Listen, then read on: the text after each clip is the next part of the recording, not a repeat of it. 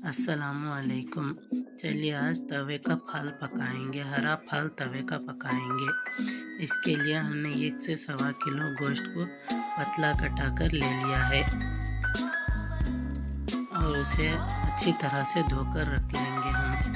हम मसालों में हरा धनिया, अदरक, लहसुन, हरी मिर्च, 3 प्याज, मीडियम साइज़ के 3 प्याज और 1 चम्मच काली मिर्च का ले लेंगे। अब हमारे गोश्त को एक जो मसाला कूटने का आता है ना पत्थर, उससे अच्छी तरह से हम गोश्त को कूट लेंगे, क्योंकि इस तरह से कूटने से तवे पर डालेंगे तो अच्छी तरह से गलेगा हमारा गोश्त। नहीं तो कुकर में गलाना चाहिए, कुकर में गलाने से टेस्ट इतना नहीं आएगा। इसलिए हम इस तरह से अच्छी तरह से कुचल कर ले लेंगे गोश्त को। जो हमने मसाला रखा था उसे जार में डालकर पीस लेंगे। जो 3 प्याज रखी थी हमने, वो प्याज, हरी मिर्च डाल देंगे और इसी के साथ ही काली मिर्च, 1 चम्मच काली मिर्च लिया है हमने। जो लहसुन रखा था वो लहसुन और जो अदरक रखी थी उसे काट कर ले लेंगे। फ्रेंड्स, इसे अदरक लहसुन फ्रेश ही लेना है, क्योंकि फ्रेश लेने से इसका जायका बढ़ जाता है, टेस्ट अच्छा आता है। हमने अदरक को काटकर जार में डाल दिया है। अब इसी के साथ हम जो धनिया रखा था उसे अच्छी तरह से धोकर जार में डाल देंगे।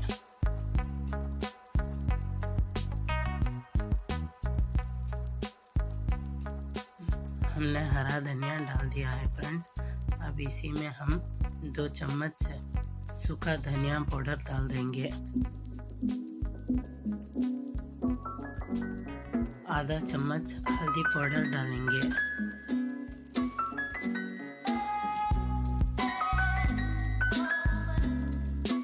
अब इसी में हमारे गोश्त को कितना लगेगा अंदाजे से देखकर उतना नमक ऐड कर लेंगे हम। अच्छी तरह से ग्राइंड कर लेंगे। ग्राइंड करने के बाद जो गोश्त हमने अच्छी तरह से कूट कर रखा था उसमें थोड़ा थोड़ा गोश्त, थोड़ा थोड़ा मसाला डालकर अच्छी तरह से इसे मसल कर गोश्त को हम मसाला लगा लेंगे। मसाला लगाने के बाद 1 से 2 घंटे के लिए हम फ्रिज में रख देंगे। ऐसा करने से हमारा मसाला अच्छी तरह से गोश्त में लग जाएगा और गोश्त फ्लेवरफुल हो जाएगा। ठीक है फ्रेंड्स, हमने थोड़ा गोश्त और मसाला इस तरह से हमने डाला है। अब इसे खोलकर अच्छी तरह से एक पीस को हम मसाला मसल कर रख लेंगे।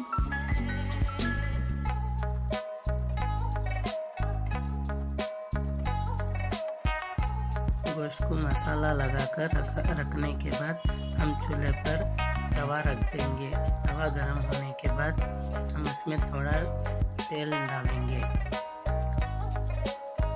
तेल डालने के बाद हमने 1 से 2 घंटे टाइम गोश्त को फ्रिज में रखा था। इसके बाद हम ये गोश्त तल रहे हैं। अब इस गोश्त को हम फ्राई कर लेंगे। तवे पर तेल में हम गोश्त को ऐड करेंगे। ये 1 या 2 या 3 पीस, हमारे तवे में कितने पीस आएंगे उतने पीस हम डालेंगे, ओवर नहीं करेंगे। हमारे तवे में 3 पीस आएंगे फ्रेंड्स, हमने 3 पीस डाल दिया है। अब इसे ढककर थोड़ी देर पकाएंगे। देखिए फ्रेंड्स, हमने 3 पीस गोश्त को डाल दिया है। अब हम इसे ढककर पकाएंगे।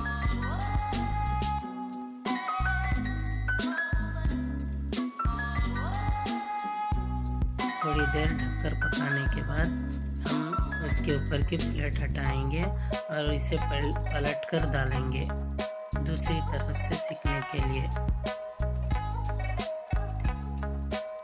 ये तलते वक्त तेल के छींटे बहुत उड़ेंगे फ्रेंड्स, बहुत ध्यान से करना है इसे। फिर से हम प्लेट बंद कर देंगे और पकने देंगे। देखिए फ्रेंड्स, हमारा गोश्त अच्छी तरह से फ्राई हो गया है। अब इसे निकाल लेंगे और दूसरी बैच में फिर से डालेंगे।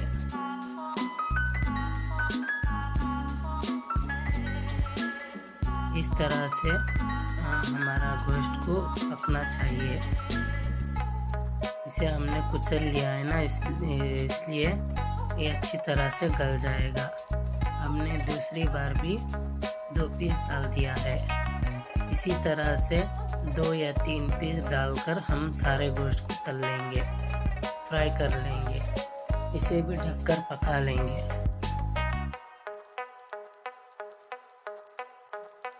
देखिए फ्रेंड्स, इसे भी पलट देंगे दूसरी तरफ से पकने के लिए। फिर से ढक देंगे इसे। लीजिए फ्रेंड्स, हमारा फाल तैयार हो गया है। अब हम इसमें प्लेट में काट लेंगे। फ्रेंड्स, हमारे चैनल को लाइक और सब्सक्राइब कर दीजिए प्लीज़।